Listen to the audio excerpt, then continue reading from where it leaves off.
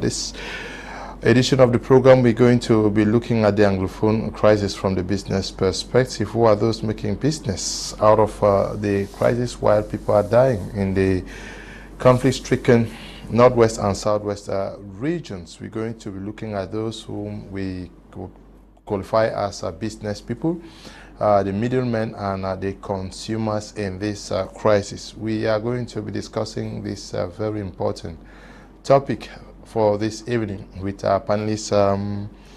Emmanuel is already in the house here with us. We're glad to have you, Ndiwum. Thank you very much, Mr. Leo. It's a pleasure to be on this platform after a long rest. And of course, if I'm coming back, it is in view of the fact that you're wearing a new cap. I'm wearing a new cap, and yes. I'm coming back in the capacity of the co-founder and SG of NEA, New Era Youth for Africa. Of course, I know we are not here today to talk about that program because we shall have time to talk about it. And in view of the topic tonight, I choose to make myself available because we have discovered that some people have turned the lives of Cameroonians as commodities to make money. And I just hope that tonight we will have the capacity to sail through this topic. Okay. We are also going to be with Prof. Ben Akih, who is going to be coming in from the United States of America. Good evening and welcome. Good evening, Mr. Leo, and good evening to your viewers and to my co-panelists.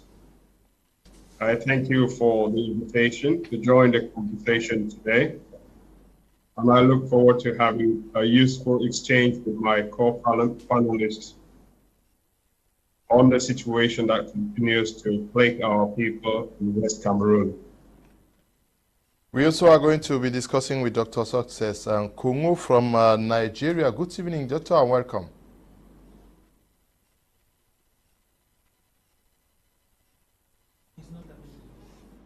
Okay, Dr. Success Nkongho is not available.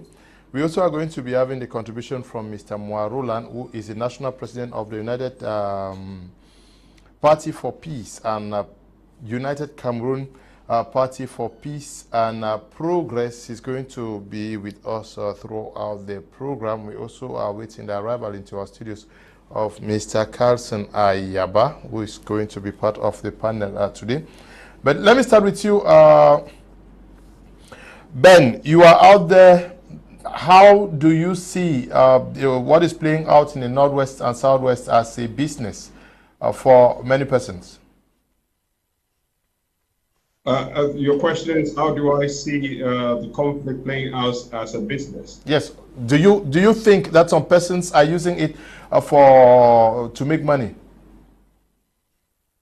I think that the economy, where you have people who buy food, who go to school, who go to hospital, who travel from one place to the other, there is an economy in place.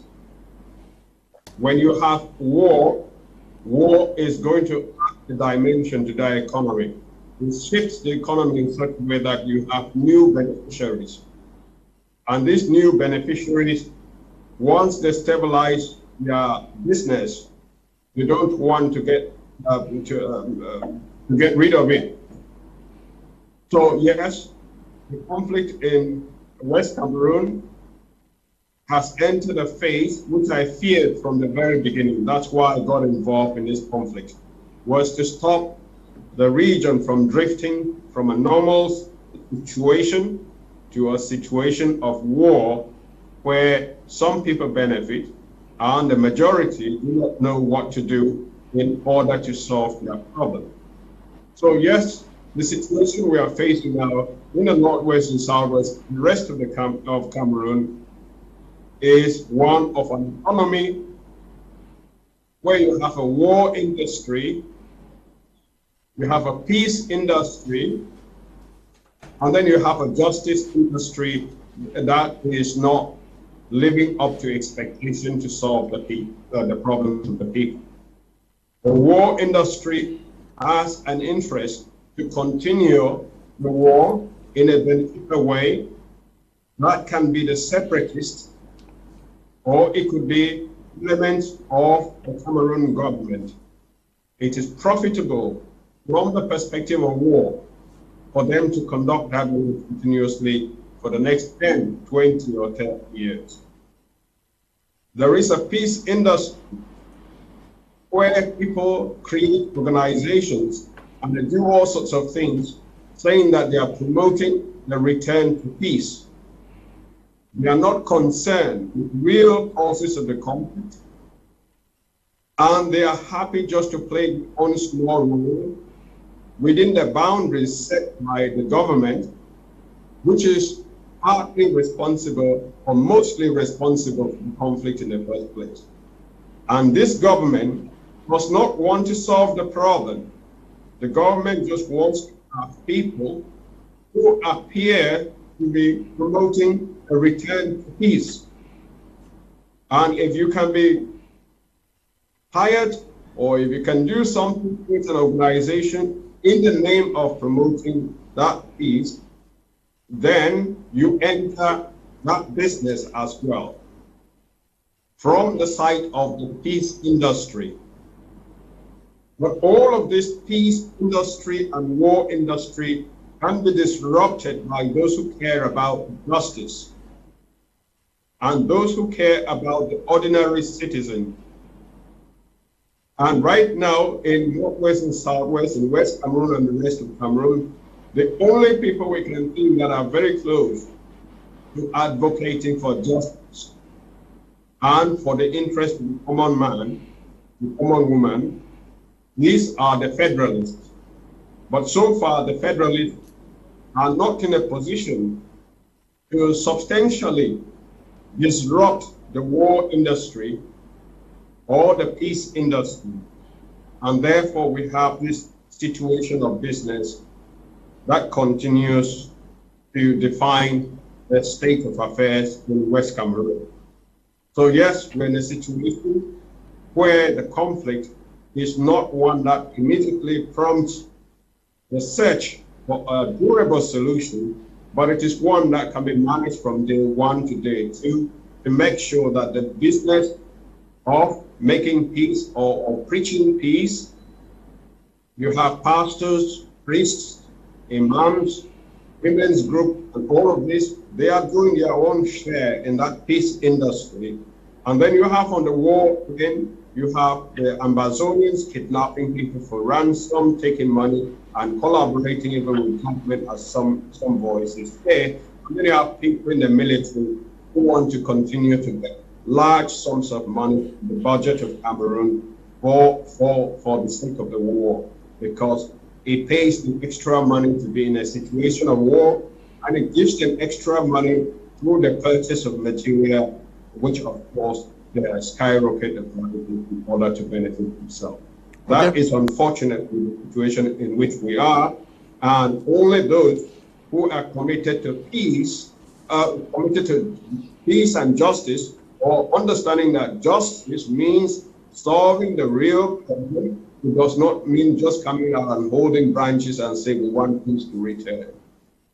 Okay. Those are the Federalists. Unfortunately, they have not yet gotten to the point that they can disrupt the business that is going on. So we are in a state of business.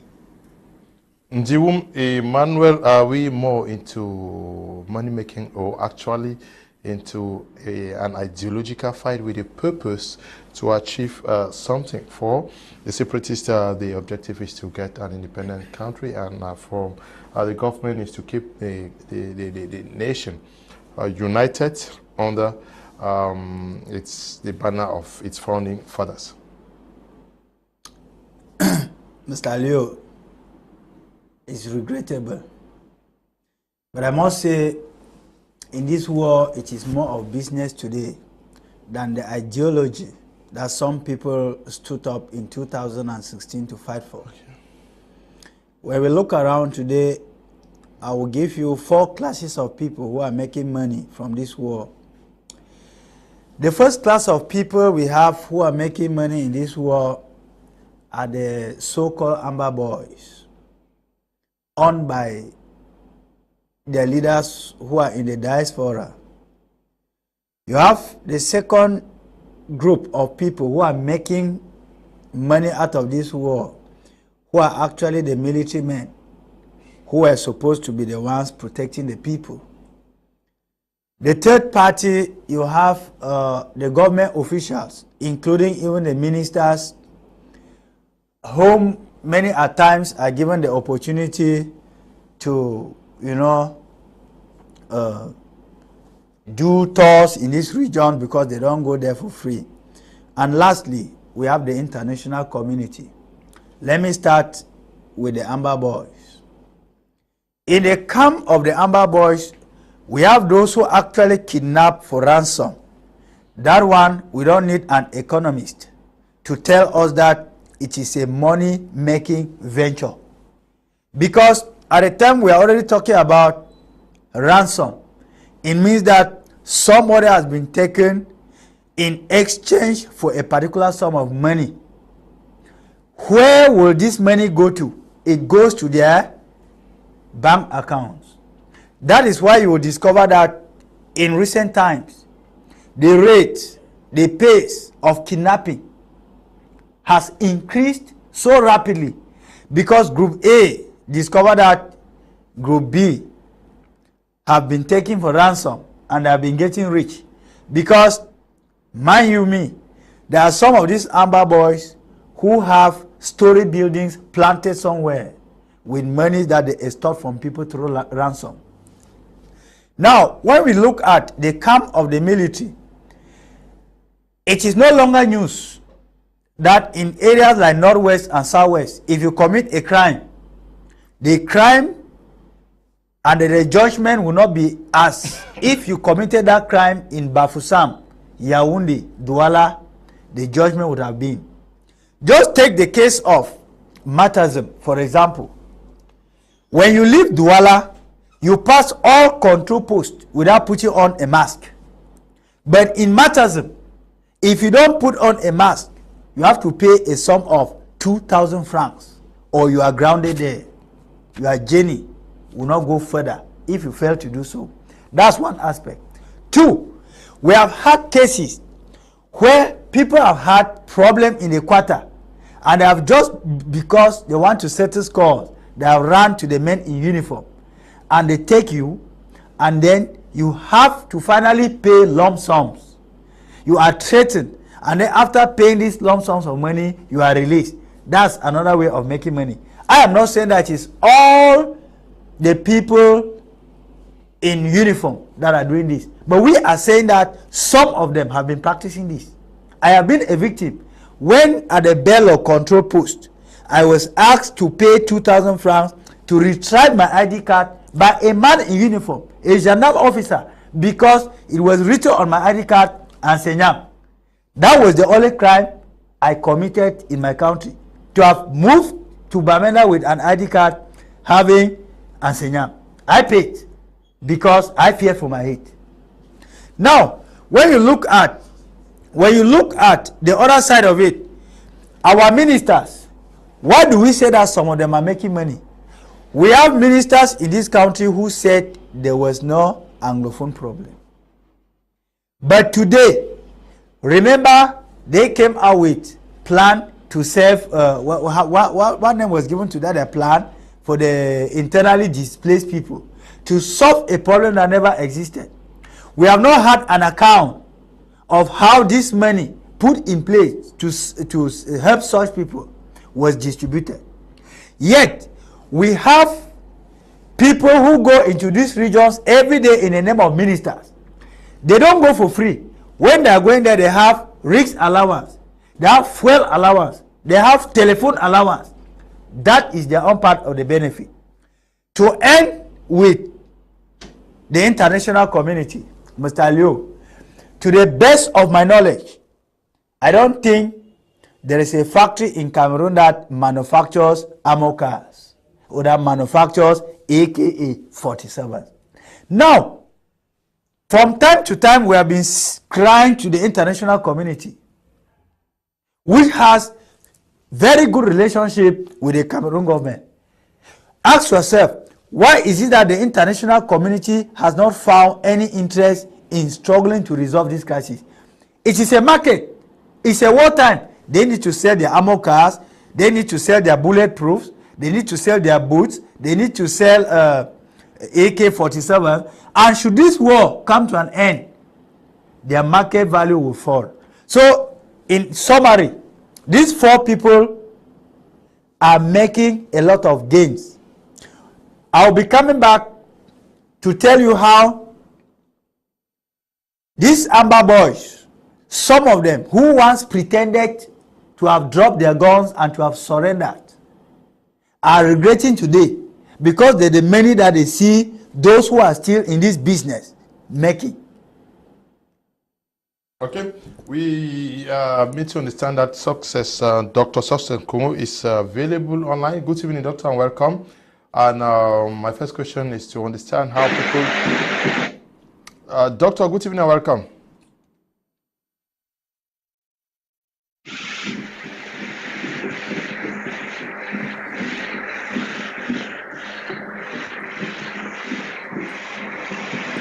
Hello, good evening, doctor, welcome.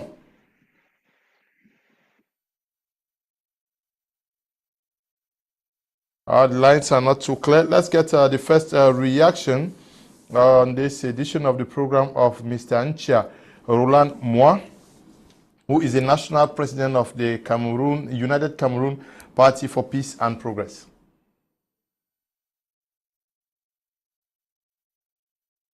Yes, our main objective is to continue to show those who are eating fat Ben and the crisis, those who are also taking that Cameroon can separate.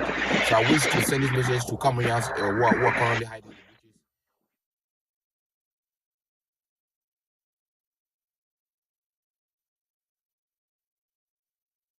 Can we have a listen to the president of the United Cameroon Party for Peace and Progress?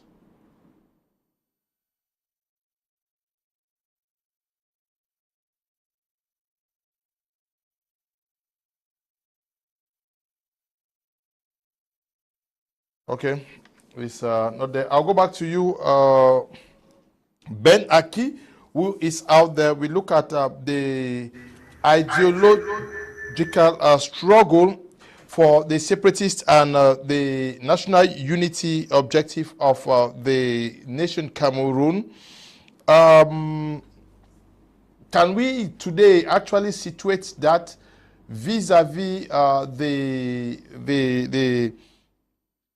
the move towards getting rich? When you look at the frontliners for the Cameroon government into wanting to solve these problems, we know that there has been a creation of a bilingualism commission with objective to tame what is happening. And now we also know that the Prime Minister has been charged at several levels to do this. We have the Reconstruction Commission and a host of others. For the Cameroon government, you know what the Cameroon government stands for. It is one indivisible. Now, you know what the separatists can actually also stand for. They want a separate nation called Ambazonia. When you look at the agitations from actors of both camps, where do you situate the ideologies that they carry with respect to the mad rush for money and becoming rich, wealthy, and powerful?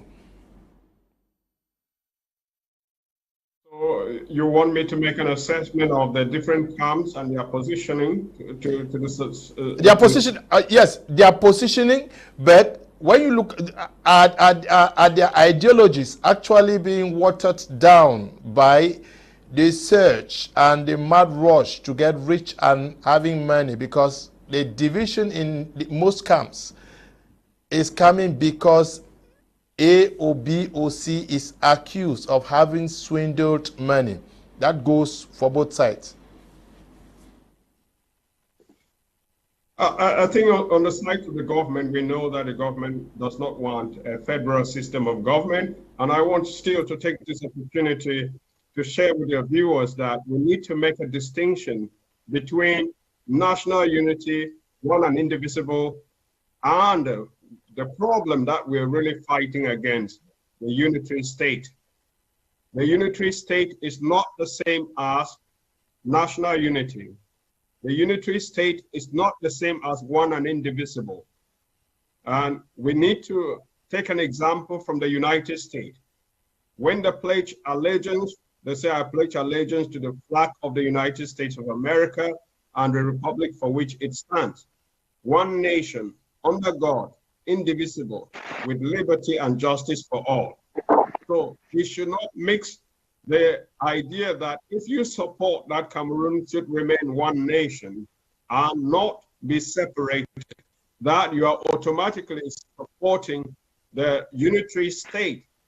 The government of Cameroon is committed to the unitary state. This is really the problem.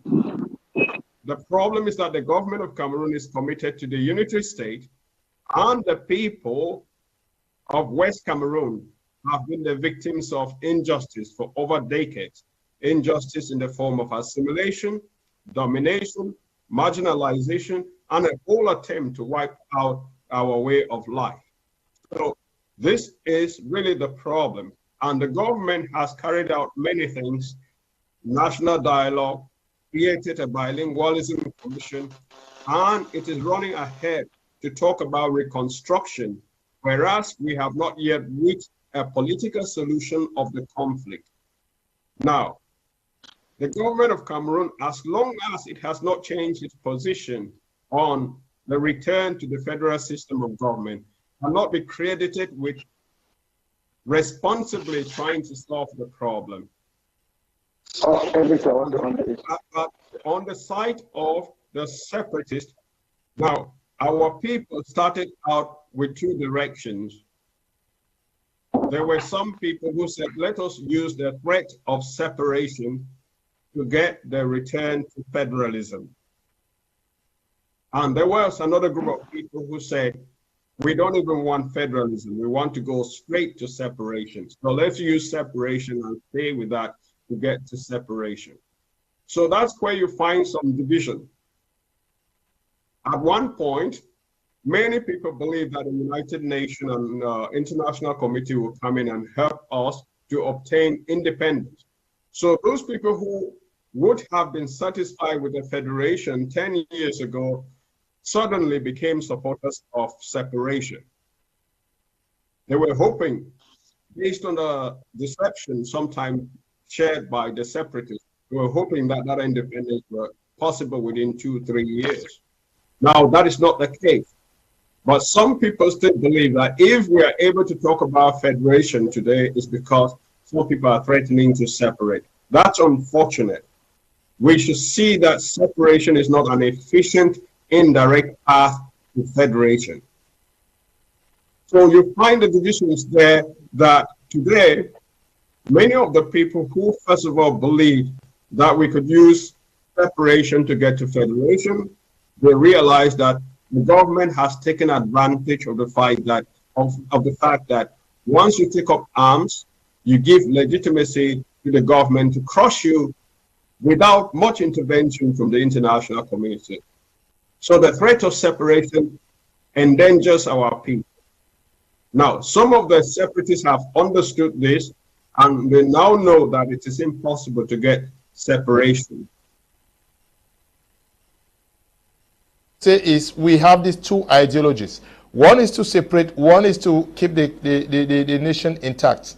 We know the key actors from the side of the separatists and the actors on the side of the government. For example, we have members of the Bilingualism Commission. We have members of the Reconstruction Commission, and we have many other members appointed by the government to ease this solving of the Anglophone crisis.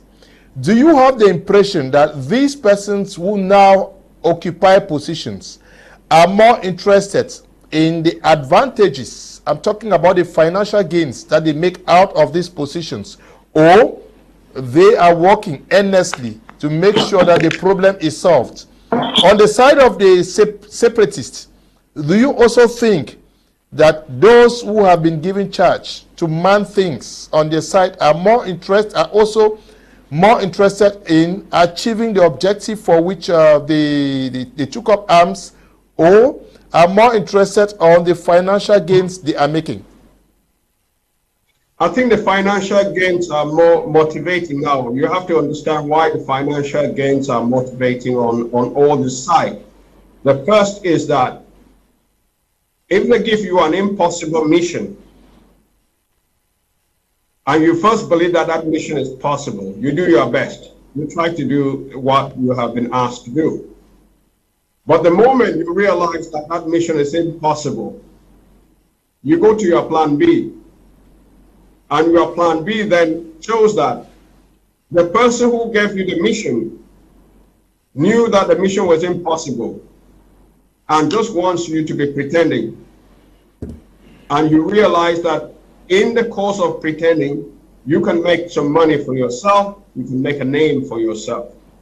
The government of Cameroon is not willing to give federalism to solve the problems of Cameroon, because that is what the government of, that is a form of state, according to our reunification contract. Now, the government of Cameroon, with the complicity of France, they are not willing to really solve the political problem. So they have set up different projects to kick the can down the road in the hope that eventually the people of West Cameroon will be fed up with separatists and will be begging for the government to assure just a certain level of peace that returns to the domination before 2016. So the DDR, the reconstruction, the parliamentarian, the bilingualism commission, they know that they have been handed an impossible mission. But they also know that the person who gave them the impossible mission is not worried about getting results tomorrow or the day after. Just wants them to be pretending to be doing something, so that if the World Bank, if the IMF asks the government of Cameroon, what are you doing to solve the conflict in West Cameroon? Then the government of Cameroon will say, I set up a bilingualism commission, I set up a DDR, I set up a reconstruction. These are all poetic expressions that seem to make sense to the international community.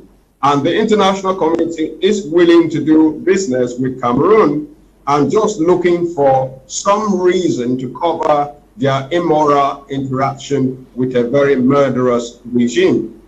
So that since this cover-up is played by these people, the government can turn a blind eye to their money-making schemes within that project. Let's take, for example, the DDR. What did they actually believe that they were going to do? They said they were going to ask people to disarm and then to rehabilitate these people to get back to society. The practical question to them is, how many Ambazonian fighters do you think are out there? How many months do you think you will be able to support these people? How many jobs are you willing to create for these people? If you ask the government at that time, they did not know how many fighters, they don't know how many people are joining every day.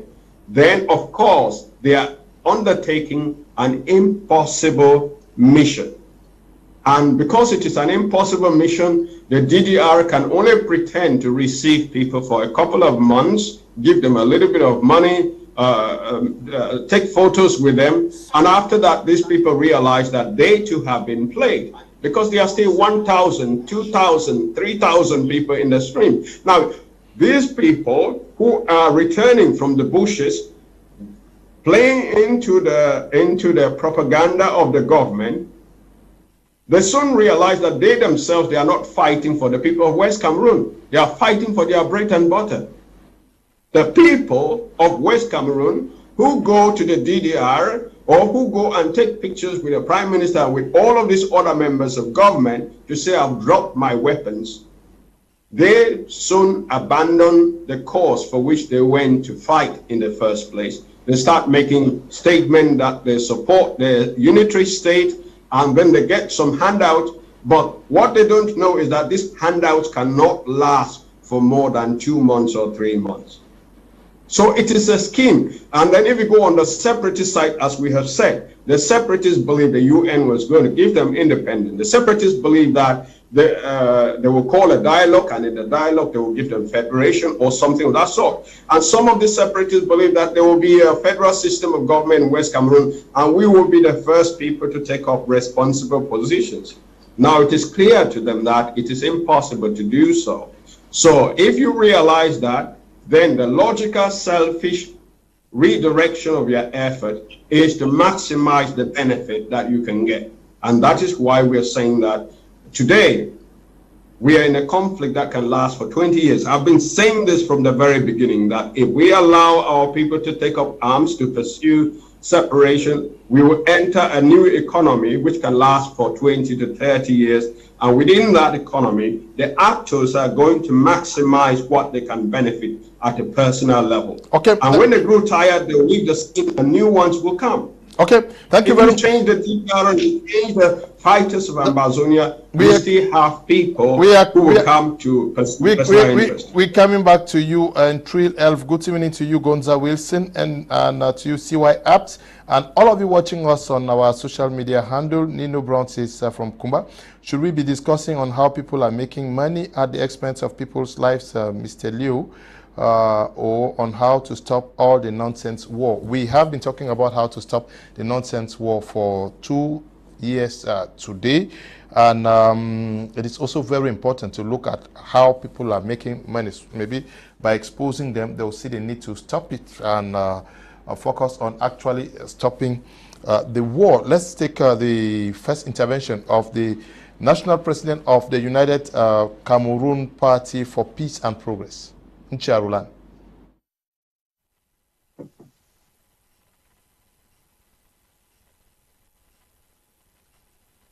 Crisis started. You know, first of all, we have had a regime which has stayed in power for over 40 years plus. So we have so many Cameroonians who have wanted to be a head of state. Most of them are in Nkongho Central Prison. Most of them who have served the regime for over 20, 30 years. They have been loyal to the regime. So a time came when they really wanted to be head of state. I think it was not possible because Mr. Biya refused to set a passage from his political party. He stood as the #1 man to stand for elections close to these 40 years. Now, some enemies of the state started looking for ways, you know, to strike back. That is why we had Boko Haram attacks in the far north of the country. They came in the Anglophone crisis, that is from the 13 divisions that make up the Northwest and the South region. I want you to understand that I think normally when there's a war, there are the middlemen, there are the businessmen, and there are the people who fuel the war. But I think on the part of the government really intends to stop the war. That is why you see when the Anglophone started the crisis with the lawyers and the teachers, the regime in place actually did a lot of things, like making a lot of concessions to Cameroonians of English expression. You know, I don't always like to talk about the word Anglophones or Francophone because... We'll be coming back to you, Roland, but is Dr. Success Nkongho available now?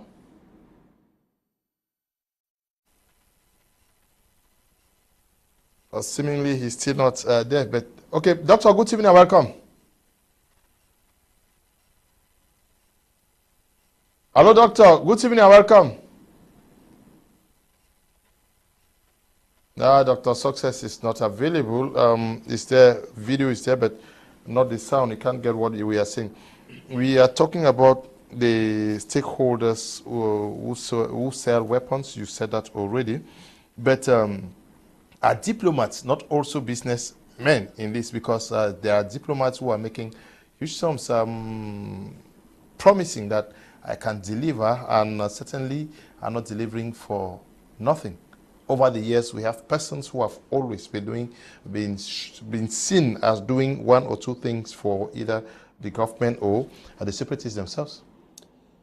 Yes, Mr. Leo. I think I said here a while ago that among those who are making money falls the international community. And this international community goes with some of these so-called diplomats. We have some of them. When the war started, they were in Cameroon. At that time, they spoke a different language. Immediately they left their office in Cameroon, went back to their countries of origin, their language changed. In the morning, they say, no, let the Ambazonians come together and speak one voice, they will be heard by the international community. In the afternoon, they will say it is practically impossible for the Ambazonians to ever win this war. In the night, they will say this war that the government waged is a war that is unwinnable. This, I am not the one saying it. This is a language of some of the diplomats. For some respect, I don't want to call the names here. Which tells you that they have been making huge gains from this war. There are some of them that sometimes I'm even tempted to believe that they are the ones encouraging the separatists who are in Europe to continue doing what they're doing. So that when they continue doing what they're doing and there is more trouble in the land, these diplomats, the government may come yes, this government in place will have to negotiate with the so-called diplomats. That one should be clear. Sometimes, that's my personal view.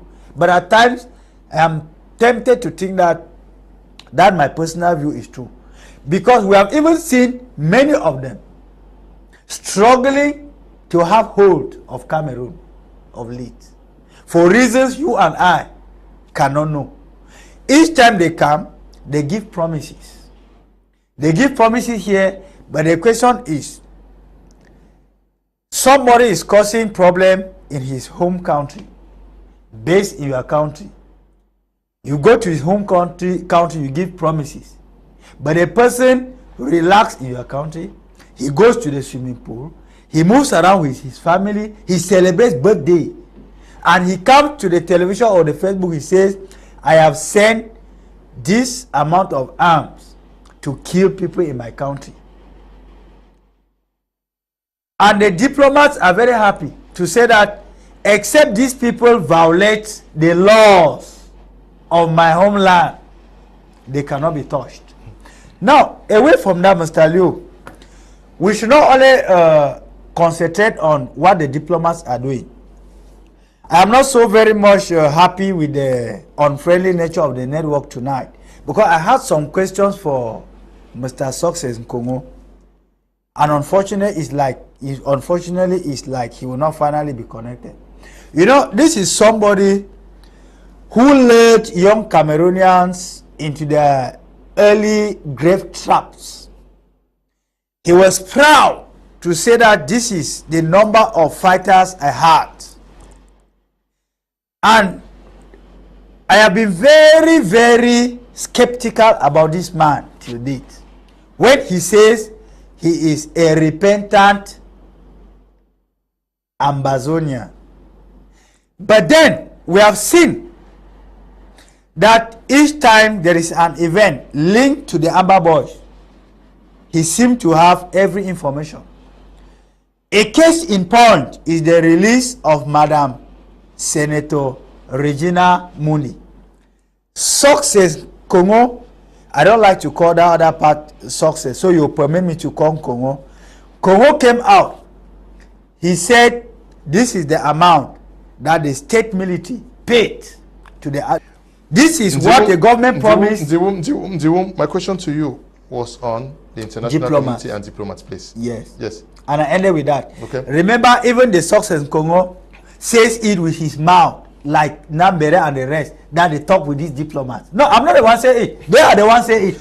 That they discuss with these diplomats. Definitely, you have something to do with Dr. Success Congo. I would love to organize a program between you both, so that when you accuse him, I'll be very glad. He can also accuse you. But let's stay with the topic for tonight. Yes.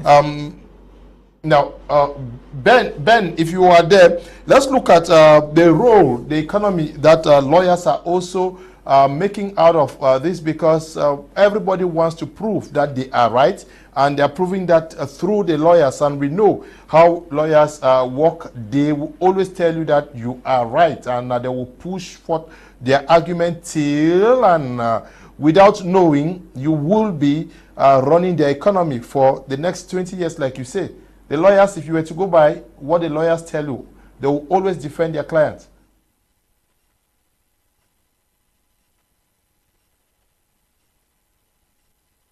Yes, indeed. That's also a sector of society that needs to live off of something.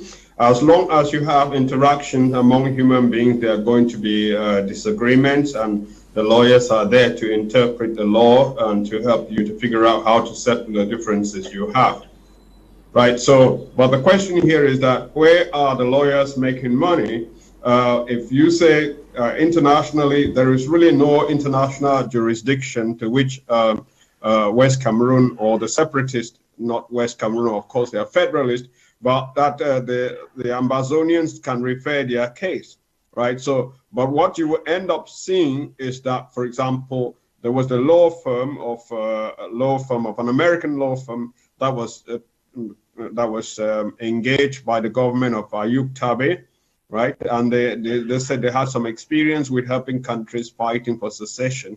So that was clearly some form of money-making project that you give it to the lawyer. So if of the language they use, the consequences of the evidence that they provide or lack thereof, right? So, but if you take, for example, the lawyer of somebody like Sam Wazizi, who was arrested by the government, tortured, killed, buried without knowledge of the family, then obviously our first attention would not be drawn towards the fact that that lawyer might be making money or is doing that on a voluntary basis, and then they can do on a voluntary basis and raise fundraising somewhere else to represent those people.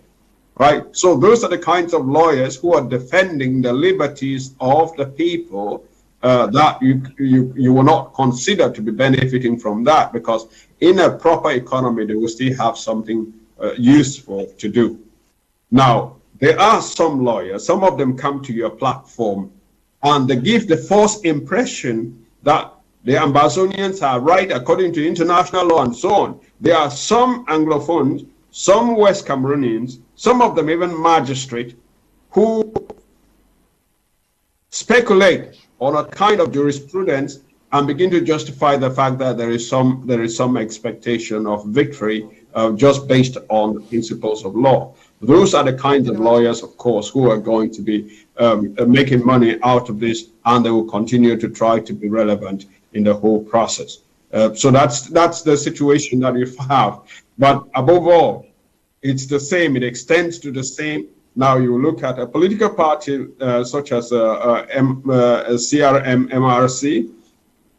Now they have political prisoners, people who've just been arrested for being members of a political party, for demonstrating to advance a particular cause, or of trying to organize a meeting. So you have those people arrested and locked up, and you have to have lawyers trying to plead their case with them.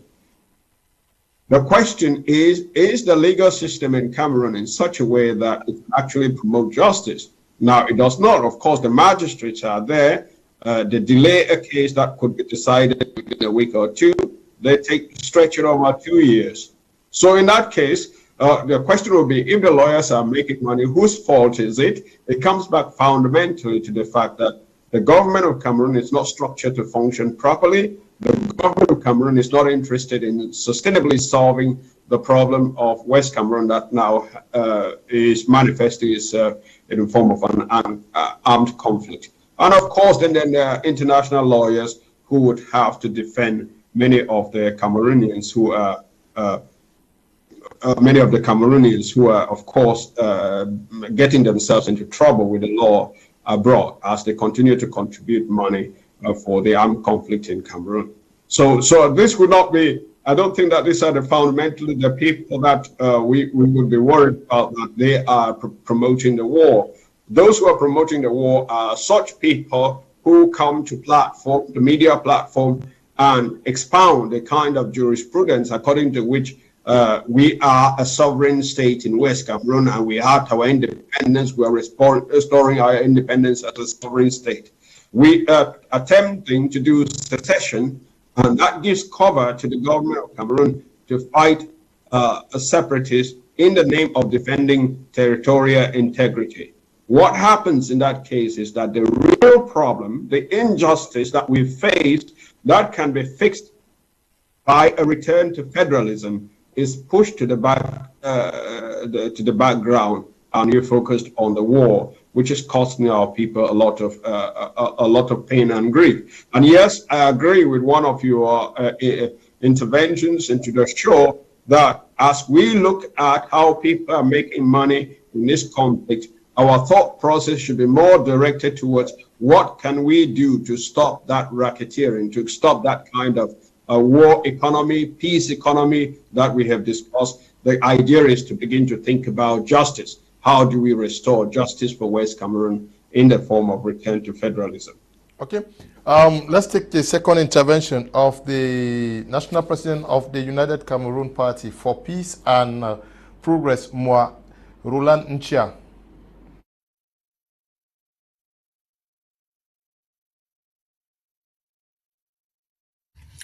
Yes, coming to the aspect of the Anglophone crisis once more, I think we have had people who have really made money from the crisis, you know, ranging from the side of the separatist fighters who are currently resisting in the 13 divisions that make up the Northwest and the Southwest regions. And I think we also have the diaspora. We have people like Tapang Ivor. We have people like the Mark Berata. We have Dr. Sakwin Coates. We have people like Capo Daniel. These are people, most of them are in Maryland in America.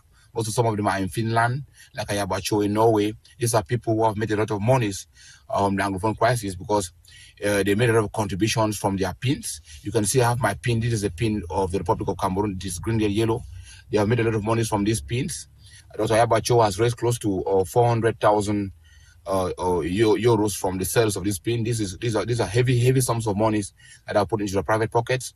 We have people like the Eric Tato. He has opened a company in America because of monies of kidnapping people, monies of asking for ransom, monies of contribution made in America, in Washington, in Maryland, in New Jersey, in Michigan, and Florida. So I think people like Mark Berata has also opened his companies. He was a pizza man. Most of these guys entered America like truants.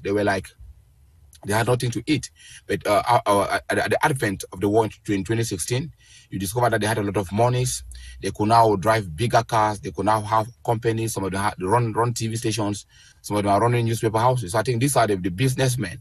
Now, the middlemen are some ungodly, common English expression, who are in the other parts of the country. They are the ones, some of them are scattered in Bafusam, Yaoundé, and Douala. These are the ones that collect the monies from these separatist fighters. Buy guns and cartridges from Nigeria to kill innocent people. So I think the crisis has made some people very rich, but we, in our capacity as the One Cameroon agency, as the anti-separatist agency, Emmanuel, we are looking at the business persons.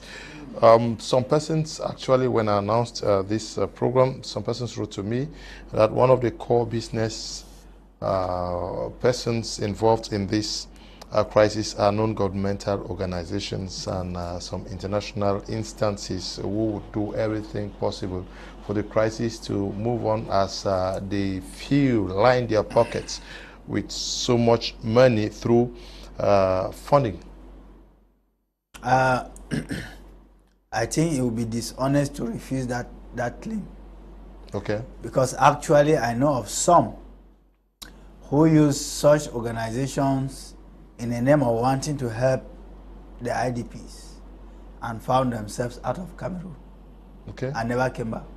We have those who actually, went out in the name of attending meetings, seminars, or whatsoever to actually present the plight of the people from the areas from which they came from. And they went. All this, Mr. Liu, you discover that more of them will come up if the right thing is not done. Because when you start seeing such organizations, but we cannot just condemn all the organizations. I don't know how far it is true, if you permit me to quote another foundation here, that also sparked a lot of controversy.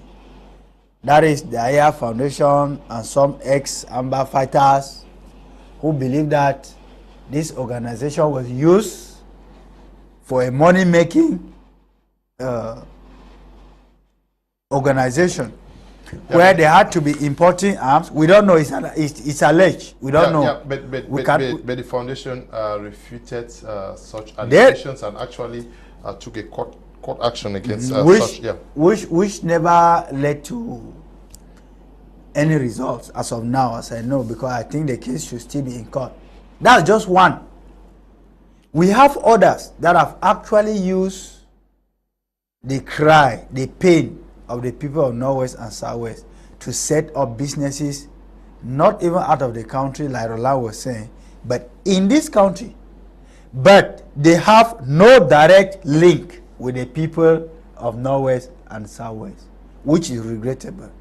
Which means that this war has actually acted as a silver lining in the dark cloud to many people. And you discover that most of these people are those who do not even have the time to go back to Northwest and Southwest, to actually go closer to the people to find out what is happening with them. Some of us have the opportunity to frequent areas like Northwest. We go to Kumba, we go to Boya, and we meet old mothers, we meet old parents, we meet young people. They tell us what they go through every day because of this crisis. Another thing that struck me is that in the midst of all this, the security of the people seem not to be guaranteed, Mr. Liu. Because, like Roland said there, we have some middlemen who are disguised in the name of being government agents. Some of them even have the courage to say, we are paid to gather information. We don't know how much they are paid. And I think if somebody can actually say, I accepted to drop my gun and I was moving in a convoy with the government officials, showing them the amber hideouts, it means that it was already a step that the government knew that it could discuss with those they call terrorists. So the only thing is that the right thing has to be done. If it is not done, even this topic we are discussing here today, we shall come back again after a year to discuss, maybe that time discussing how improved the business behind the killings in Northwest and Southwest has gone up. Because as days are going, people are mapping out new strategies to continue to make their businesses in as far as the government refuses to do the right thing. Of which we think that if the government can already share security intelligence with some people that we don't know what credibility they have with the government, then it should also be time for them to share it with those they know directly as enemies of the state in order to stop it once and for all. So I think the government still has a lot to do. The government still has a lot to do. Good evening, Mr. Liu. I was kidnapped in my 28 barefoot when I was coming back from my workplace in Womb, and I paid some ransom to be released. But I was later instead suspended and salary cut till date. That is more than 10 months ago.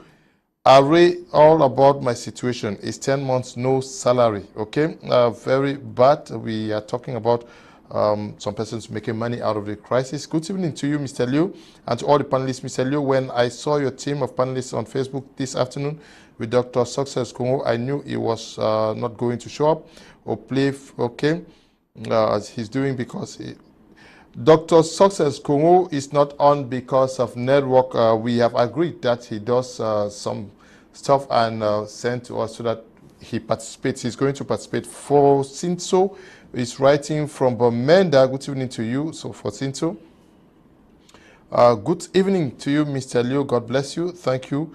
God bless you too for participating. Good evening, Mr. Liu. I like the program. Good evening. Some Amber boys are taking the war for their advantage to fill their pockets. Okay, and the womb raised that earlier on. This one says, bounty patriotism is the reason we are in this stalemate. Let's be true and real patriots. The second phase of 2035 vision is launched, yet we keep seeing unpatriotic bounty patriots making horrible statements everywhere.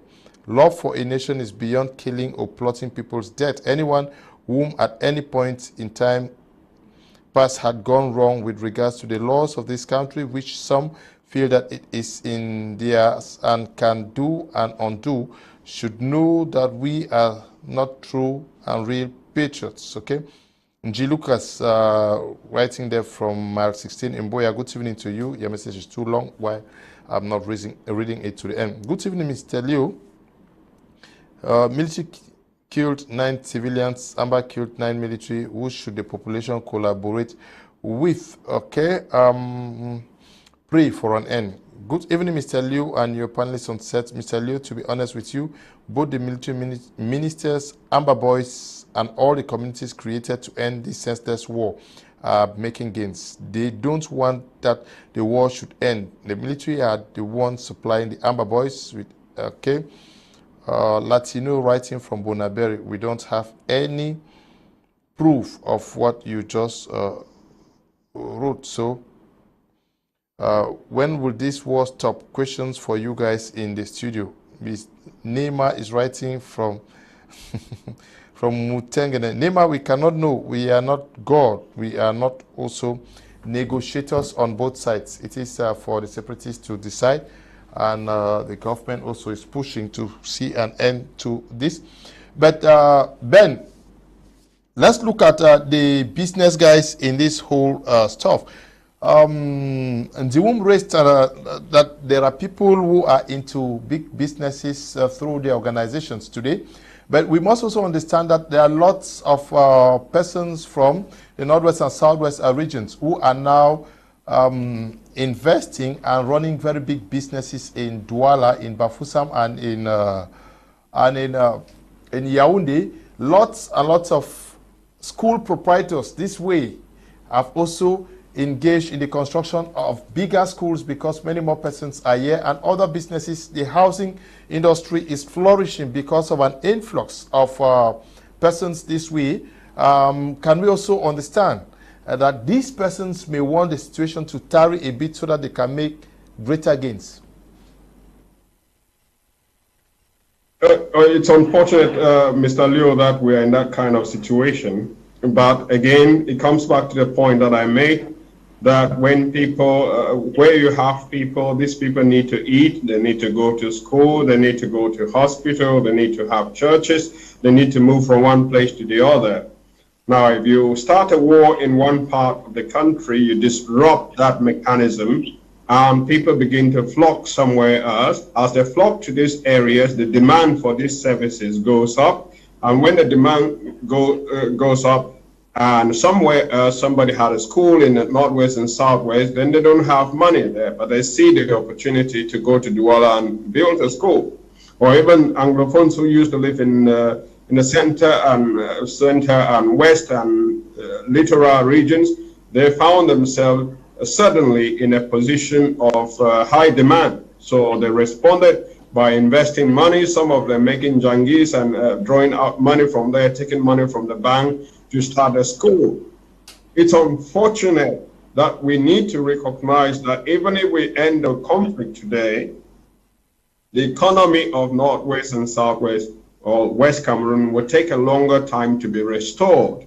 And so these people are simply, on the one hand, the people will say we are responding to the need for schools in Littoral and all of that, because when they just started, when children started running to East Cameroon, the demand was so high that they needed to pay a lot of money, and some even had the money and they had no schools to go to. So on the one hand, you would appreciate the people who opened schools there to accommodate the higher demand and bring down the prices of those commodities. But now we're in a situation where those people are going to be reluctant to let go. So if you actually reach a solution, these may be the people who will be telling the people of West Cameroon, don't trust the political solution. It will not bring peace. So don't go back yet. or don't send your children there. All your children should come, because before the conflict, it was not just the children of Northwest and Southwest who were promoting the economy of the two regions of West Cameroon. It was many people from East Cameroon who know the value of our system of education that were coming towards us. So we have reversed that direction, and it's going to take a long time to get back to that. So the question is that, yes, these people are to blame. And then, of course, then you look at the question from the demand that they have been able to manage. They have been able to bring down the prices of those commodities by providing the services in a larger quantity. So in the present economy, they are serving a need because you have people who are demanding those services. But in the long term, you have to recognize that unless we organize the people strategically, they are going to contribute another resistance to the return to normalcy in West Cameroon, right? So we have the government that is not interested in returning to federalism. Then you have the separatists who, even though they recognize that separation is not possible, see an opportunity for themselves to make a name, to make money, and to be relevant. So they're going to continue to try to preserve that opportunity that they have. But now you have, in addition to those who are taking care of children in East Cameroon, who are taking care of the displaced persons. Now, if you are in the business of making peace and taking care of displaced persons, your assumption is that there is always going to be conflict somewhere around the world, and you'll be able to respond to that. So that is going to be a reasonable thing to deal with. So the point of diagnosing that this is a multifaceted system, economic system, that is reaching a certain kind of equilibrium. And that equilibrium means that we should continue the conflict in West Cameroon for as long as possible. Diagnosing that brings us to ask the question, what should we, the ordinary people who are suffering from that, what should we do? Because there are if you have a funeral, you have a parent you want to visit in West Cameroon, you realize that it is impossible now because of the insecurity that is there. So the person that loses is the ordinary person of West Cameroon who has already been suffering marginalization, assimilation, and underdevelopment in certain circumstances. So the question must always come back to what can we do in the face of the growing resistance? So we are only saying that if at the beginning the resistance was the government in terms of going towards federation, now you have also the resistance is increasingly by the separatists themselves. So you hear of separatists that they are part of the Swiss mediation process.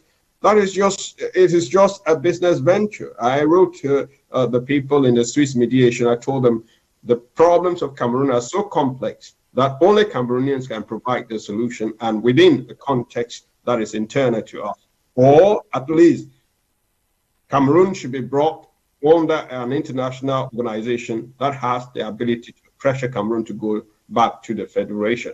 But you, the Swiss mediation, there is nothing that you can do really to help solve the problem.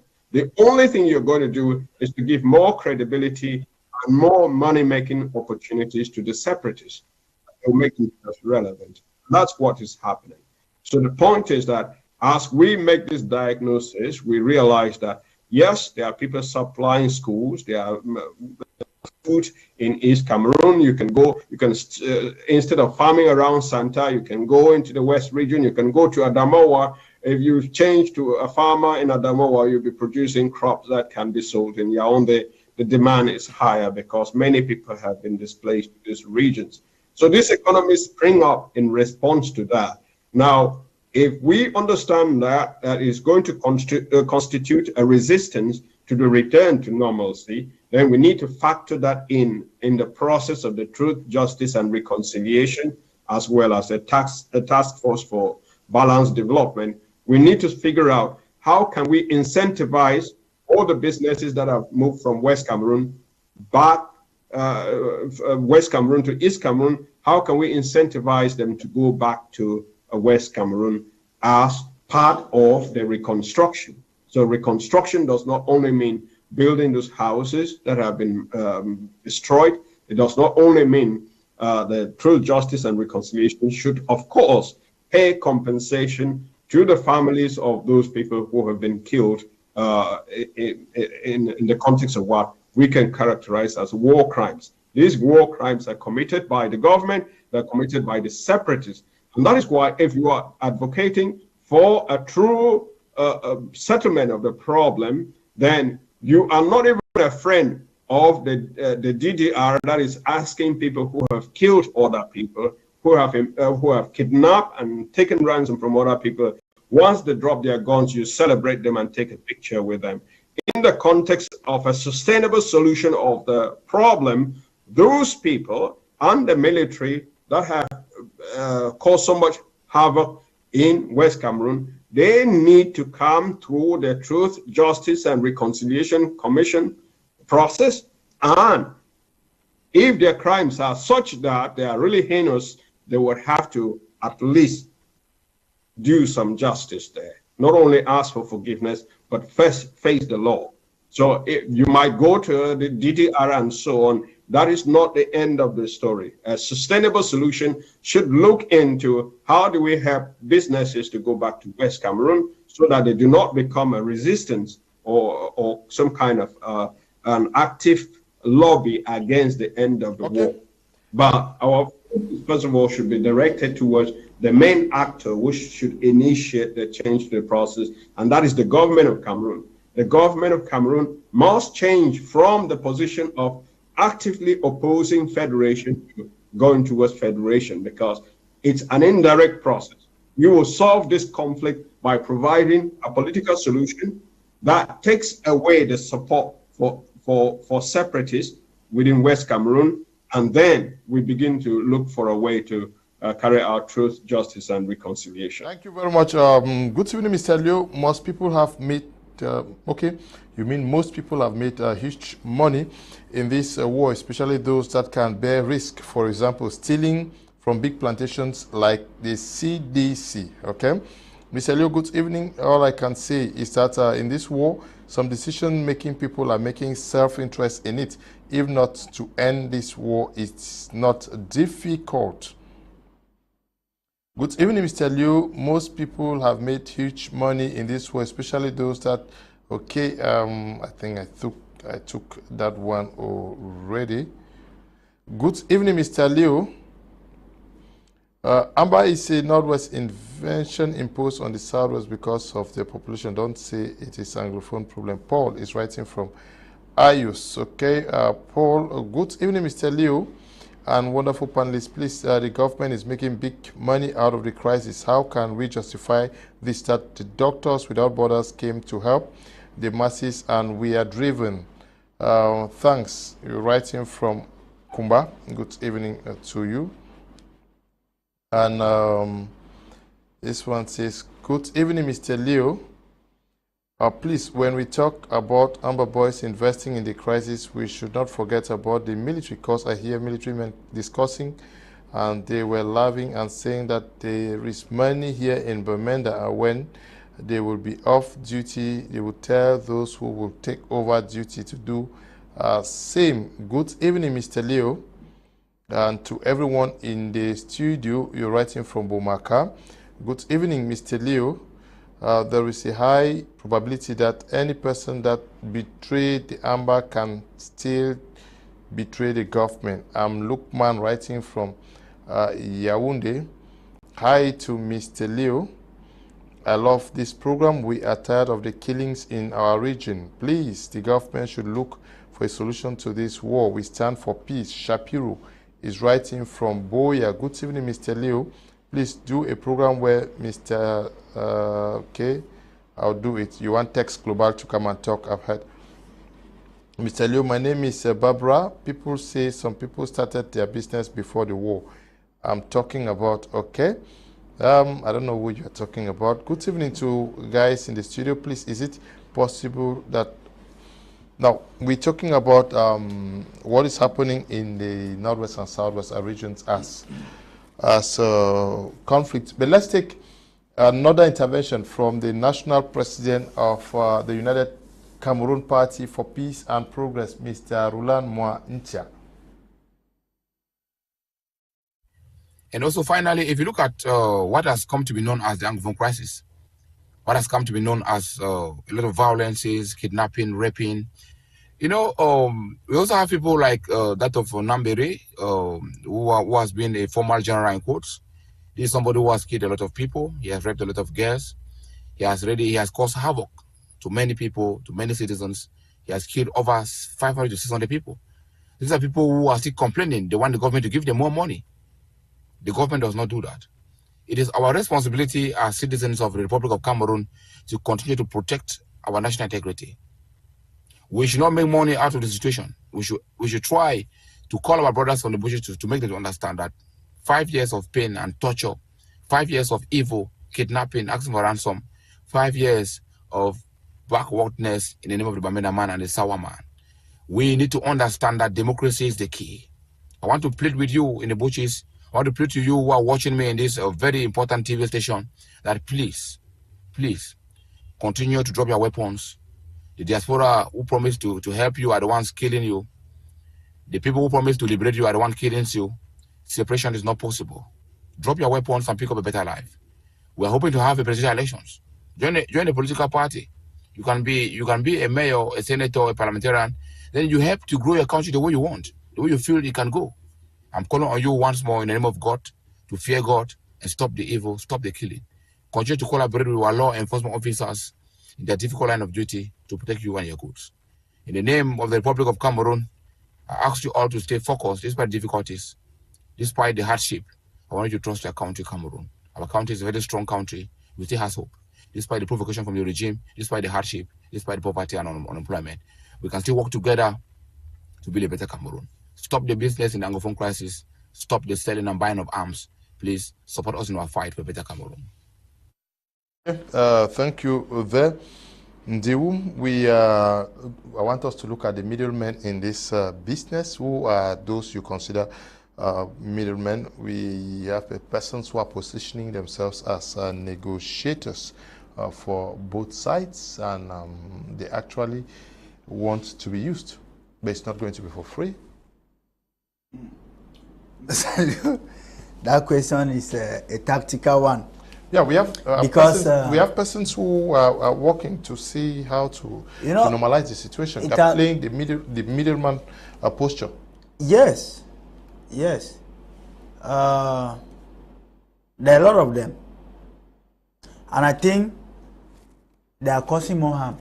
Okay. They are causing more harm because, look, I say it tonight, the only visible person that can be held responsible for the solving of this crisis is the government. To me, any other person, be it a diplomat, be it a man of God who comes in to say, no, I want to broker peace with the community of Boya. I want to broker peace. I mean, Mr. Leo, those people we could believe in as middlemen, if things were still working well, were supposed to be the funds, the chiefs. But you have discovered that they have become even a very big target. So if the population is wise, if the people are wise enough, they should know, they are supposed to have known it by now, that anybody who says he can offer a magic wand or a magic end to the crisis in Northwest and Southwest is a lie. We have only one person that we should hold accountable. That is why I have often said, if being an Ambazonian means holding your government to account, then I am one. If being an Ambazonian means seeking for social justice, I am one. But if being an Ambazonian means kidnapping people for ransom, means cutting people's hands, Mr. Leo, means slaughtering people alive, then I am not an Ambazonian.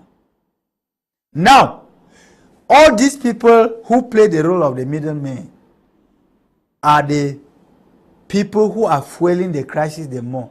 Because when they go to A, they say a different thing to gain from A. When they come to B, they say a different thing. Then they stand at the middle. Their hands are at both ends, receiving from left and receiving from right. Now, all these things can only prosper if the government permits. The government still has what it takes to neutralize the role of this middleman. Because the middleman is worse than the military man we see, the amber man we see. Because you can never actually say exactly what these people are up to. Because at the end of the day, all what they need is the gain. That is why you discover that these middlemen are also in the side of the amber, and some of these middlemen also come from the side of the military. Remember, there were times that we were told that some military men were arrested because it was found out that they were selling whether cartridges or war materials to some amber boys. Those are the kind of middlemen we are talking about here. Because they are there sent by the government to protect the people. Yet, they are selling the government war materials to the wrong persons. Now, we have seen on the side of the amber camp, trading with the military. It is even alleged that in some areas when they kidnap and money finally changes hands, they have to shoot on the air to abandon the captives. So, in all, these people are making money. Just think about the case of those who have one morning, people are just rounded up by the military and taken. And before you know it, some of them are in New Bell, some are in Nkongho. Like some who reached out to us 2 weeks ago, that their only crime was that somebody said these people were amber. And since they saw in their ID cards they were from Bamenda, they were taken away. Now, the question is, when they go there, you discover that even these people make a lot of money because the families who have the money to pay, some of their people ended up being released. Those who do not have the money will end up remaining. You made a statement that if Ambazonia means that holding government to account. To account. Which government? Ambazonia is just no. Cameroon government. Cameroon government. Yeah, but Ambazonia does not hold the Cameroon government accountable because Ambazonia is a different nation. How do you belong to Cameroon and you want to ascribe to yourself? Can you tell me where the capital of Ambazonia is found? If you say Ambazonia is a country, except you know it and I don't know. Because I don't know. No, Ayuktabe in Yaoundé says very clearly that it's not Cameroon, that is Ambazonia. Did he have a presidency? I don't think. I've never heard of. Mr. Lo, this is a serious case. Look, we have people who have said they are Ambazonia. What are the things that qualifies you to be a citizen of another state? Have they shown you the ID card? Have they shown you their coat of arms? Have they shown you what qualifies a nation as a nation? No. Mr. Liu, I think it is, like I said elsewhere, we have a problem here between nostalgia and frustration versus frustration on the part of our diaspora brothers. Give them that opportunity to come back today. And they are very sure that they will not go to Nkongho. They will repent. They will beg for forgiveness.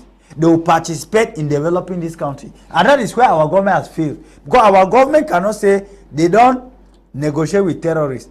At the same time, we see people like Nambere moving in bulletproofs with the same government officials. No, Mr. Liu.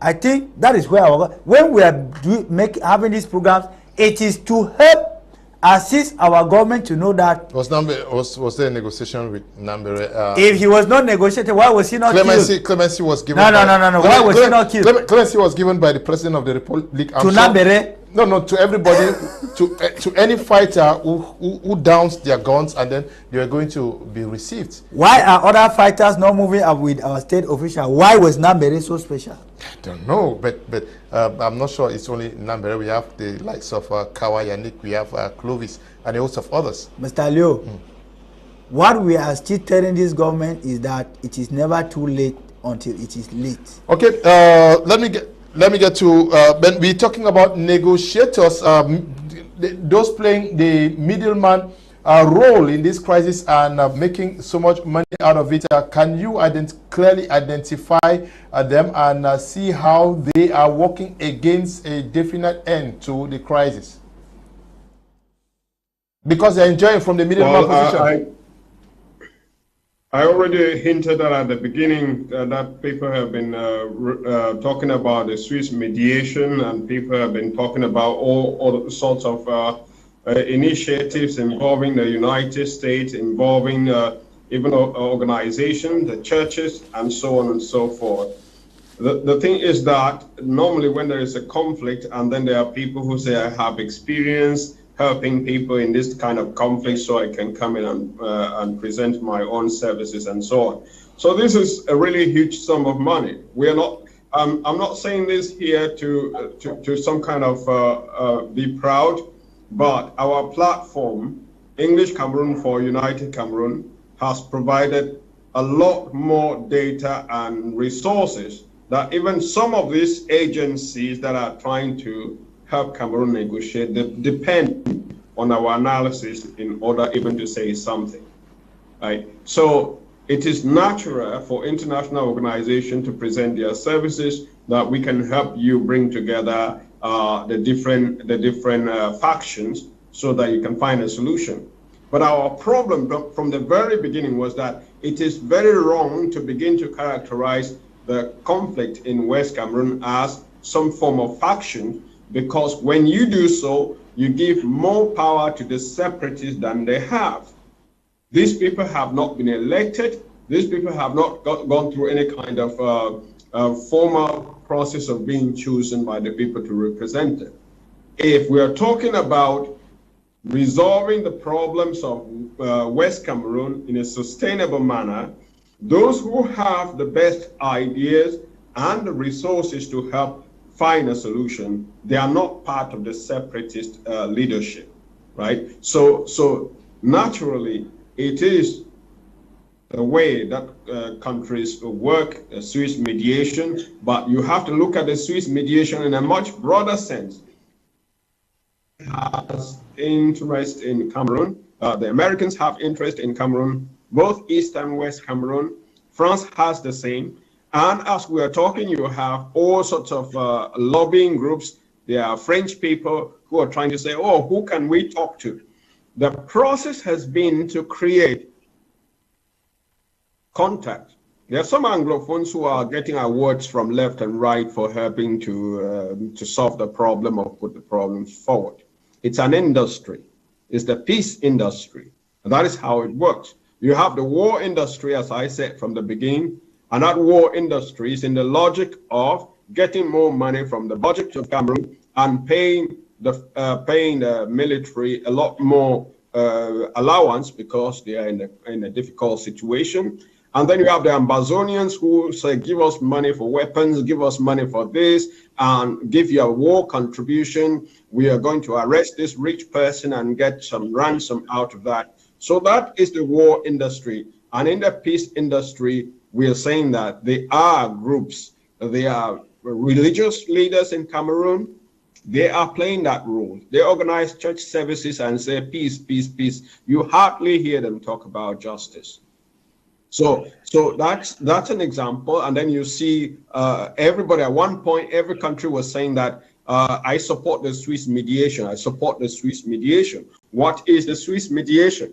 Are there federalists who are actively involved in that? We have now found that our coalition of federalist groups and activists, it may be slow, but we are definitely walking towards that direction of providing a political mechanism that the people of West Cameroon can solve their problem. So we're saying that even this coalition of federalist groups and activists, they are not actively being consulted by the so-called members of the peace industry, right? Because to them, they say that the separatists are not the ones who are fighting against the government. The separatists are the ones fighting, and therefore, if you want to make peace through dialogue, you should be talking to these two people. And the separatists, they have contact with the government. The government is sending people and talking with them. So it is a business that is set up that works in the interest of the government. And as long as separatists continue to be active in West Cameroon, it benefits the ruling party, even in electoral politics. So the system is set up to benefit them in that way. And it is also set up to benefit international organizations to come in and try to mediate. If we understand the nature of the conflict in West Cameroon, it is therefore not just a simple idea of dialogue between the government and the separatists, because the government is in the logic of rejecting federation, and the separatists are in the logic of rejecting federalism, which is the right solution. And may I just point out, you have previously Mr. Roland Mua talking about the Republic of Cameroon. Cameroon is a federal republic. It has been taken hostage by the people, by the government that Mr. Roland Mua supports. He cannot be advocating for a solution of this conflict without recognizing that the government that he defends so well is actually in the process of prolonging the war by refusing to go towards a federation. And then to my fellow panelists in the room, talking about if Ambazonia is holding the government accountable. That is not the way we are going to phrase it. We have to talk about West Cameroon. A West Cameroon federated state. We are waking up and saying that 1972 was a fraud. It was an illegal suspension of the Constitution of the Federal Republic, and we want that suspension to be reversed. That is the perspective from which we hold the government accountable. And Mr. Leo, you are right to say that Ambazonia and Mr. Ndiwum is also right to defend that idea. Those people who call themselves Ambazonian leaders, they cannot walk down the streets of Ambazonia freely. They don't have an Ambazonia police to arrest government officials from Yaoundé. So it is not a country. There's no place called Ambazonia within Cameroon. Even if they claim to be holding the people in a state of terror, they do not control the economy of the region. So we are talking about a system. All of those who say they are negotiating peace in Cameroon, they are giving undue importance to the separatists and blocking the federalists from actually fighting for a solution that would force the government to acknowledge that Cameroon is a federation that is held captive by some fanatics of a unitary state. And unitary state does not mean national unity. We're going to be coming back to you. You were looking at it from the perspective of the middlemen. Yes, and you also talked about that. But I want us to look at the consumers in this equation, the population. It is often said that the customer is king in a business, in which case the population is supposed to be considered the most important. When were they ever consulted for most of the decisions that are taken? For example, the imposition of lockdowns, most of the decisions that are taken. Where is the population in all of this? Because the population is considered the consumers.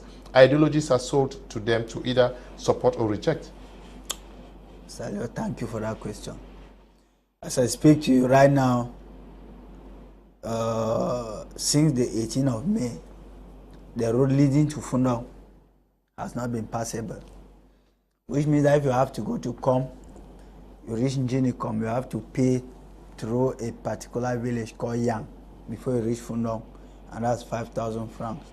And that falls in line, squarely in line with your question. In a case where you say the consumer is king, in this case, the consumer has become the slave. The consumer has become the slave because the negotiations of the buying and selling is done in the absence of the consumer. but the consumer ends up being the product to be bought. Is terrible. How do you explain the fact that a poor mother in Akwaya, a poor mother in Way, a poor mother in Konene, who does not know anything about arms, is stopped from going just to her farm, which is the last source of her living, simply because there is a lockdown. Because there is a lockdown. Now you understand that the consumer here is no longer the king, but is the slave. The decision to go and attack, the common man is not involved. But when the retaliation of the attack is coming, the common man pays the heaviest price. The decision to block the route, the common man is not informed. But the impact of not being able to reach a hospital, reach a market, reach a church, falls squarely on the common man. Now, you heard what happened in Menchum the other day. That a military man went missing.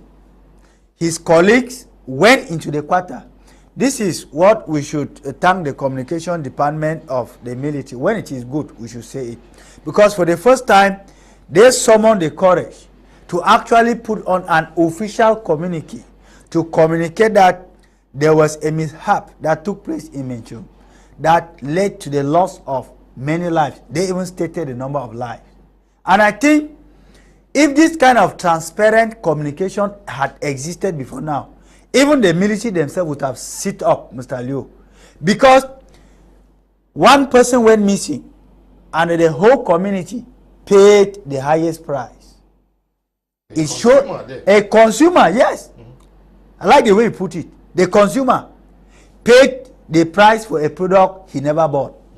A product she never bought. A product she never negotiated the price in the first place. So you see that the consumer has been left in the middle of the road to suffer alone. Where do we go to? On the side of the military, you are not safe. On the side of the amber, you are not safe. Now, you choose to be quiet, you are not still safe. You choose to go to your farm, the routes are not there. Look, there are some areas in Norway, Southwest, that you go to the farm, either you end up in the hands of the military or in the hands of the amber. Because you have to be interrogated. You have to give information that you know nothing about. That is where the consumer is found at this time. And it is, at this point, I think it takes only divine mercy for our people to still be living there. Because our people are there. We see what they go through. They lost weight every day. They have been crying, they have been praying, they have been shouting. Now, coming back to, let me just quickly correct something our brother Ben said there. When I say, if holding the government accountable makes me Ambazonian, it is because there are some people immediately you hold the government account, they tag you Ambazonian. I am not saying that it is the government to tag me an Ambazonian. That correction should be made. And then to our brother Mua Roland, I am happy that today he wants peace to come back. But I think he's part of the people who contributed for the escalation of this crisis. When Mua Roland was repeatedly calling the names of people, citing them, people who were in Cameroon, as terrorists, he was endangering their life. But I think he's coming back to some sense. But he should say hallelujah to the Anglophone crisis. Because I think if I know someone like Mua Roland today, it is thanks to this crisis. So he's also part of those middlemen in this crisis, Mr. Liu. He's part of the middlemen in this crisis. Let's get the last intervention of Roland Mua, who is the national president of the United Cameroon Party for Peace and Progress. Yes, our main objective is to continue to show those who are eating fat behind the Anglophone crisis, those who are also thinking that Cameroon can separate, So I wish to send this message to Cameroonians who are currently hiding in the bushes in the 13 divisions that make up the Northwest and the South region, for them to understand that truly Cameroon cannot be separated. Separation is not the best option for Cameroon. We know things are hard, but I believe that dropping of weapons is primordial. Going to the judicial centers in Mora, Boya, and Bamenda is also primordial. You know, joining democracy to become councillors, senators, parliamentarians, why not the head of state is also a primordial, because I believe that the gun cannot make us to be parliamentarians. The gun cannot make us to be municipal councillors. The gun cannot make us to be mayors and parliamentarians, and why not the head of state? So I think democracy is the shortest way. I think Cameroon is going to have a transition. So I'm calling on all the civil fighters to understand that, one, Cameroon cannot be separated. Then I call on those in Menchum. What happened? The people who died who were killed by the military in their line of duty. These people were not killed intentionally. These people were shot because in their quest of looking for one military man who was kidnapped. I believe the military man must have been dead. I think people should continue with their collaboration to help our military men, to help them in their difficult tasks of making peace to run in Bamenda and Boya. Also, I come with your kind permission on the program. I also wish to send a message of encouragement to our law enforcement officers. Most of them were killed yesterday, in the border between North and South region by General and Court, no pity. I think more courage to their families, and also my heartfelt condolence of the United Cameroon for Peace and Progress to the families who were murdered by the military in Zoa, in the Menchum division, by mistake. I believe that if the people are collaborating more, we will avoid such incidents, because the military men are risking their lives in the line of duty to protect us and our goods. Very much, Mr. Mua Roland, the National President of the United Cameroon Party for Peace and Progress. Good evening, Mr. Leo. Today we are talking about those who have made huge sums of money in this crisis.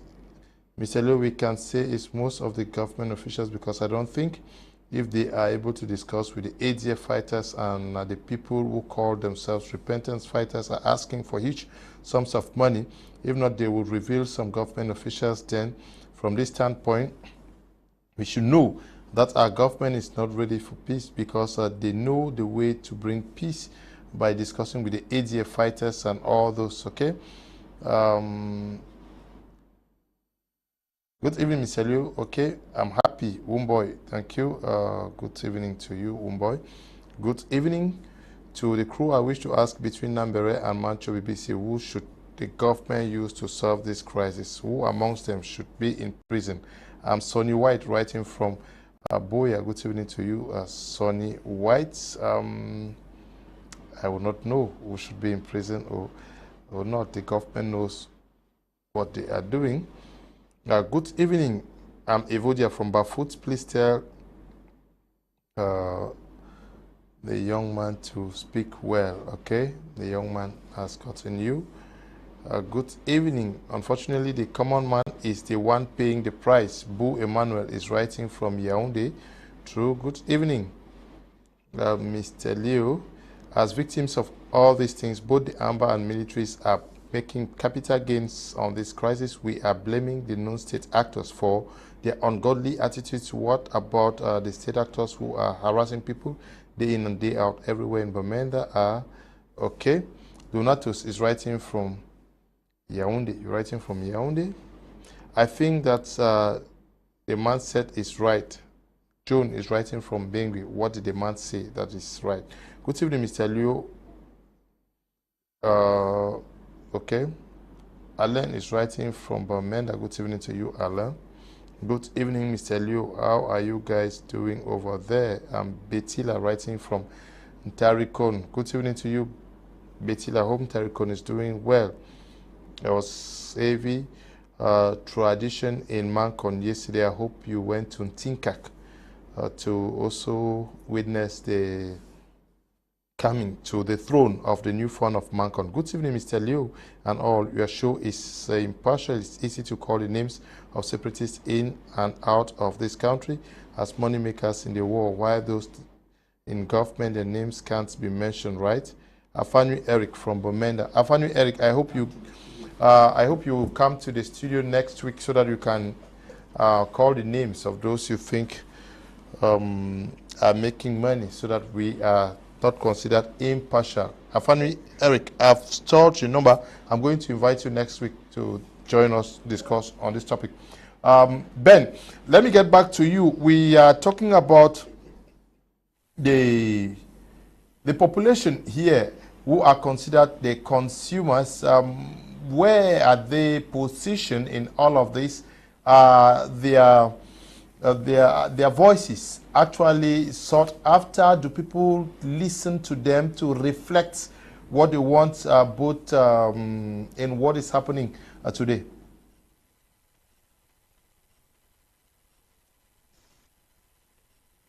Well, can you hear me? Yes, we can get you. Yeah, so the population, they are the victim in all of this new economy. So we have seen that the way it is restructured is beneficial to the people who support the unitary state and work with the government, beneficial to the separatists who realize separation is impossible, but they can make some money and name for themselves. It's beneficial to the international community and all of those people who are in the peace industry, trying to say that we can bring peace one way or the other. But the person that suffers really is the population. So the population suffers, but they are also helping to sustain the industry in a way. It is very difficult for us to get a message across. And that simple message is that nobody has a magic solution to the conflict. The best solution is going to come from a combination of collective action by the population and a vision which is directed towards restoring the federal system of government. So the population is suffering. If you look at illiteracy in some areas, you look at crime, you look at the way many young girls have not been able to advance their education. They found themselves in very difficult situations. Some of them have moved to East Cameroon and their lives have just spiraled out of control. These are supposedly the customers who would normally in a political system be holding politicians accountable through elections and through voicing their opinions in the right way. So the people are suffering from the consequences of the war economy. They have to eat, they have to go to hospital, they have to educate their children, and they are forced to pay the very high price for it. The food prices are increasing somewhere because for a car to go from place A to place B, they need to pass through checkpoints, which are either government checkpoints or Ambazonian checkpoints. So the people have really not benefited from this arrangement because, of course, it is generally that when you have an economy that people are benefiting at a much higher level than the normal economic arrangement allows, somebody is losing, and the person losing in this case is the ordinary person. That ordinary person is really losing, but at the same time expects salvation from those who are dedicated to keeping the war going. When you talk to an ordinary person, they just say, let the government solve the war, let's get separation now. So we have been conducting through English Cameroon for United Cameroon, we've been conducting polls to ask the opinions of the people. What do you think? Do you support separation? Of course, you will get about 70 to 80% of people who say, if I had the choice to break away from East Cameroon, I would do so and become an independent country. But when you ask them, would you do so through war? If war is the only way, because war is now just the only way that we can try to do that. No United Nations will give you that. Then you see that the people begin to shy away from that. The number who supports independence by separation dropped to about 30%. The majority then support federalism. So the problem is that how do you get the people to voice their support for federalism and carry out actions that can actually bring that to an end? So on the one hand, the people, the ordinary person, is suffering, and is suffering in such a way that maybe your position, your platform sometimes gives a picture of that suffering. But that picture is very, very is very, very little compared to the actual degree of suffering. There are people dying because they are not able to take their medication, you know, and people are kidnapped. Most people, elderly people, they survive based on regular medication, regular checkup. They go to hospital, and hospitals have to be equipped. So many people are suffering, and we do not have journalism that is going to expose the actual degree to which the ordinary person is suffering. At the same time, the elite of West Cameroon are not able to express the condition of the West Cameroon in a way that you can get to a solution. So what is the solution to that? And I continue to say that the solution is federalism, and that federalism comes through collective action. And that collective action means that the population themselves, they have to stop presenting themselves as helpless victims. As long as they begin to show themselves as helpless victims, this industry will continue to go the way it has been going. They have to present themselves as fighters, people who are victims, but who are fighting to break their problem through collective action. And if we get together and change the message and begin to identify, like we have done in this particular session, to show who is benefiting from the war, then we can send a message that you have to think carefully. Yes, you can benefit for 5 years, but think about your children, your grandchildren, your great-grandchildren. The history of this conflict will be written down, it will be told. Then you have to think about whether your grandchildren will be happy with the role you played in it, or they will be ashamed even to associate with your name. So that is where the people who are the ordinary person who is receiving the negative end of this conflict, that is where the person can at least do something, not as a helpless victim, but as a fighter, and as a fighter who is going to say that we will write the history of this conflict, and all those who are profiteering from this conflict, they will be such that their children, their grandchildren, their great-grandchildren. You just talked about something there. I want to bring you back to it. Why do you think the United Nations cannot help solve this problem? Well, we can see what is happening in Ukraine, right? So this is a very stark violation of the international law. There is a violation of the international law in the Ukraine. And right now, the support that the United Nations has given to Ukraine is almost next to zero. So that is a case where there's a real violation. The United Nations does not have an army. The United Nations cannot force a sovereign state to do things without, especially when you have veto powers such as Russia now violating international law. Now come to the case of Cameroon. Cameroon is a federation. Cameroon is a reunified country. Northwest and Southwest, that is West Cameroon, constitute an integral part of a sovereign nation. Cameroon used to be a federation. It is not now. It is not now. Yes. That is an internal political situation. Yes. And that is where Cameroon is a federation. Cameroon is a federation from the perspective of federalists. Yes, I understand you, of course, it's responsible for you to talk about what the government says that Cameroon is. We are saying that when you look at the structure of the 1972 fraud, that is called a referendum, it violated 3 aspects of the Constitution, which can technically be interpreted as a suspension of the federation. Can you just conclude why the UN cannot solve the problem here?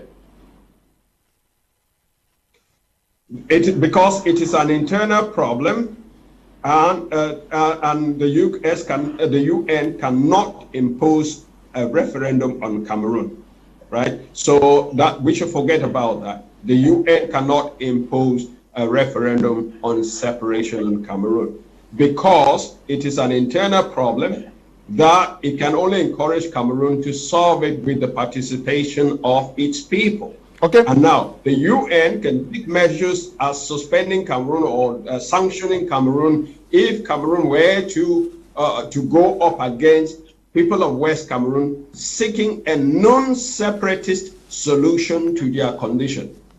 non-separatist must be very important. Whatever problem that the West Cameroonian people are carrying out, seeking a political solution in Cameroon, so that we can attract the sympathy of the international community, it must be a non-separatist solution. Okay, thank you very much for coming and talking to our televiewers this evening. Thank you very much. Okay, also to you in the room, thank you for coming this evening. Thank you very much, Mr. Lewis. It's always a pleasure. We hope that we don't only speak, we speak, and those who matter should hear, and when they hear, they should act. For you cannot rule a country without a population, and if the population is not at best, it means that you did not rule that country. We want to thank you to Roland Mua, who took part in today's edition of the program, the National President of the United Cameroon Party for Peace and Progress. We also want to say thank you to all of you who took time off to watch this edition of the program. Dr. Success Nkongho could not take part because of technical issues. Internet issues in Nigeria did not permit him participating, but I hope that when next time, because we are going to have a part 2 of this topic, I hope to have him live here participate. We want to thank the production team, Eli and Desmond, and also to the supervisor of this program, Tabi Tambe Brian. Stay blessed. Bye-bye.